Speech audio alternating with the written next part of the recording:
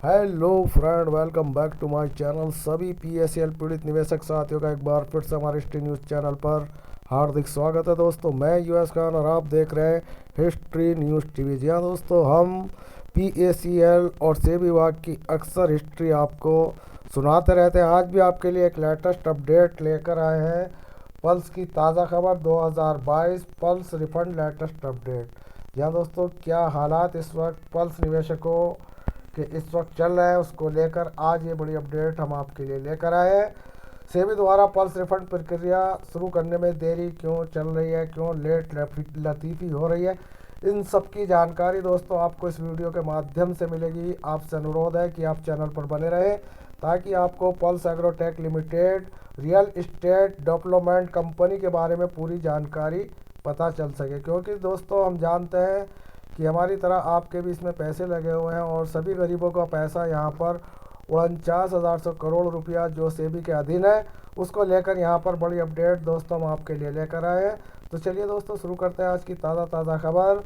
Pulse agrotech corporation limited company जो करोड़ों के घोटाले में शामिल है, 2015 में सेबी इंडिया द्वारा पल्स को एक धोखाधड़ी कंपनी घोषित कर दिया गया था और तभी सेबी उन सभी लोगों के सभी दस्तावेजों के साथ रजिस्ट्रेशन करवा रही थी जिन्होंने कंपनी में अपना पैसा निवेश किया था। सेबी द्वारा पल्स रिफंड प्रक्रिया शुरू करने में जो इस वक्त देरी चल रही है, उसको लेकर यहाँ पर ये अपडेट है।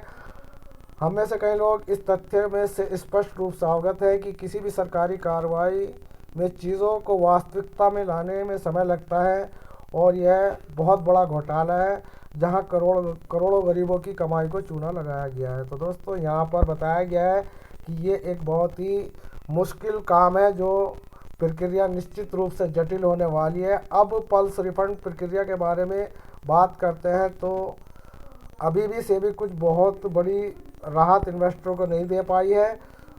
तो हमें यह कहना होगा कि प्रक्रिया को बिना किसी कारण के बेकार में बढ़ाया जा रहा है। जैसे कि आप देख रहे हैं, पल्स 2015 में ब्लैकलिस्ट हो गई थी। जी हाँ दोस्तों, कंपनी को ब्लैकलिस्ट कर दिया गया था और 2019 में भी सभी 6 करोड़ निवेशकों को उनको पैसा नहीं दिया गया, वापस नहीं दिया गया, क्योंकि सुप्रीम कोर्ट का आदेश था कि 6 महीने के भीतर भीतर निवेशकों को पैसा दे दिया जाए।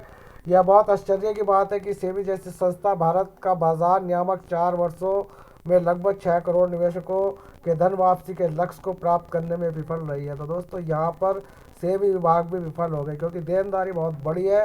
केवल मूलधन निवेशक 2,500 तक ही वापस किए कर दिए हैं, लेकिन निवेशकों की गिनती बहुत कम है और इस वक्त प्रोसीजर जो है 2,500 से लेकर अब बढ़ाया गया है 15,000 तक का, जो 4 साल में अभी तक इतना ही प्रोसीजर पहुंचा है। एक गरीब व्यक्ति सोचता है और सोचकर अपनी जमा पूंजी इन्वेस्ट करता है कि उसे कुछ लाभ होगा, लेकिन फिर पल्स जैसी धोखाधड़ी कंपनी आती है और लोगों को निवेश कराने के लिए मनाती है।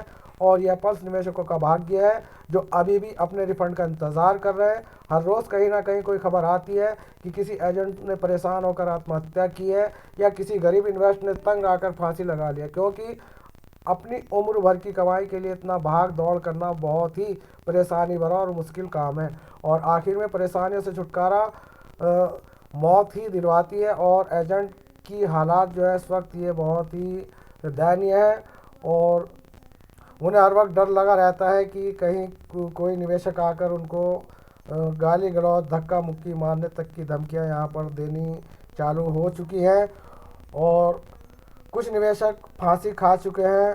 कुछ लोग धमकियों से डरकर भाग चुके हैं अपने घर बार छोड़कर। कई निवेशक तनाव में आकर आत्महत्या कर ली, जो भी बहुत देरी से वापसी की प्रक्रिया के कारण हुआ। जो भी ये हो रहा है सब सेबी की जो इस वक्त लेट लतीफ़ी कार्रवाई चल रही है उसके चलते यहाँ पर निवेशक एजेंटों को परेशान करते हैं और एजेंट आत्महत्या तक कर लेते हैं। तो दोस्तों कुछ लोग सरकार तक पहुंचने का प्रयास कर रहे हैं, लेकिन उनकी दलील अभी तक नहीं सुनी है। रामलीला मैदान में कई बार धरने दिए गए, विरोध प्रदर्शन और प्रभावित निवेशकों द्वारा पल्स और सेबी द्वारा धोखों दिए जाने की दुखद कहानी संबोधित करने के लिए जुलूस निकाले गए, क्योंकि अभी भी रिफंड उन तक नहीं पहुंचा है। लेकिन सबसे बड़ी बात यह है कि निवेशक द्वारा किए गए सभी विरोध प्रदर्शन, अभियान और आत्महत्याएं व्यर्थ गई हैं, क्योंकि सेबी और भारत सरकार ने इस विकट परिस्थिति पर प्रतिक्रिया नहीं दी है, बल्कि PSL रिफंड का इंतज़ार कभी ख़त्म नहीं हुआ। जी हाँ दोस्तों, ये यहाँ पर एक बहुत बड़ी बात की गई है कि यहाँ पर कितने भी विरोध प्रदर्शन किए गए और जितने भी विरोध प्रदर्शन किए गए, जितने भी अभियान चले गए, जितनी भी आत्महत्या हुई, तो दोस्तों उनका यहाँ पर कोई भी फ़र्क सरकार के ऊपर उन परिस्थितियों का नहीं पड़ा, बल्कि PSL रिफंड का इंतज़ार अभी भी लोग कर रहे हैं।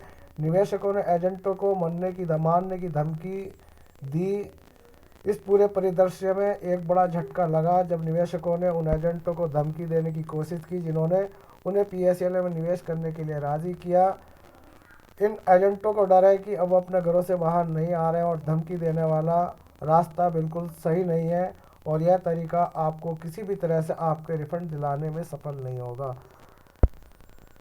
पल्स की सभी प्रॉपर्टीज जब्त है, लेकिन कहाँ है? पल्स को ब्लैक लिस्ट में डालने के बाद सेबी इंडिया ने कंपनी के खिलाफ जांच शुरू की और पता चला कि पल्स निवेशकों द्वारा निवेश किया धन का उपयोग करने एक रियल एस्टेट कंपनी ने ऑस्ट्रेलिया महाद्वीप में एक भव्य संपत्ति खरीदी। उसके अलावा और भी प्रॉपर्टियां इन्वेस्ट किया जो पैसा पूरी तरह से इन्वेस्टर का है। RM लोढ़ा समिति ने सेबी को ऑस्ट्रेलिया फेडरल कोर्ट में एक याचिका दायर करने के लिए कहा जिसमें ऑस्ट्रेलिया सरकार को महाद्वीप में PSL संपत्तियों को बेचने का अधिकार मांगा और उसमें सफल भी हो और वहाँ पर वो प्रॉपर्टी बेचकर सारा पैसा RM लोढ़ा जी इंडिया ले आए, लेकिन निवेशकों को अभी उनकी हथेली पर एक पैसा भी नहीं रखा। ये है RM लोढ़ा जी। हाँ दोस्तों, RM लोढ़ा जो एक रिटायर्ड चीफ जस्टिस है और रिटायर्ड चीफ जस्टिसों की यहाँ पर एक कमेटी बनाई गई पल्स रिफंड जो इस वक्त निवेशकों के लिए खुला हुआ है, उसमें निवेशकों को पैसा इकट्ठा कर कर ये RM लोढ़ा जी दे रहे हैं। सभी प्रॉपर्टी जो PSL की है उसको बेचने का जिम्मा RM लोढ़ा कमेटी का है और RM लोढ़ा कमेटी लेट लतीफ़ी चल रही है जिसके चलते निवेशकों को और एजेंटों को उसका हर्जाना भुगतना पड़ रहा है। तो दोस्तों, कथा कहानी बहुत लंबी है, आज के लिए बस इतना ही। जैसे कि आप जानते हैं कि सेबी वाक की चाल में भी कोई फ़र्क नहीं है, वो अभी तक वहीं की वहीं कछुआ चाल चल रही है। निवेशक न जाने कितने अपने धरने प्रदर्शन और न जाने कितने आदरणीय नरेंद्र मोदी जी के ट्विटर हैंडल पर अपने मैसेज भेज चुके, उनके ट्विटर हैंडल पर अपने ट्वीट भेज चुके, लेकिन कोई भी वहाँ से अभी तक रिप्लाई निवेशकों के लिए नहीं आई। सरकार सब जानती है और जानबूझकर अनजान बनी हुई है। तो दोस्तों, ये थी सेबी और पल्स से जुड़ी आज की ताज़ा लेटेस्ट अपडेट पसंद आए तो चैनल को सब्सक्राइब, वीडियो को दोस्तों में शेयर करें। धन्यवाद। जय हिंद, जय महाराष्ट्र, साइन आ रहा दोस्तों।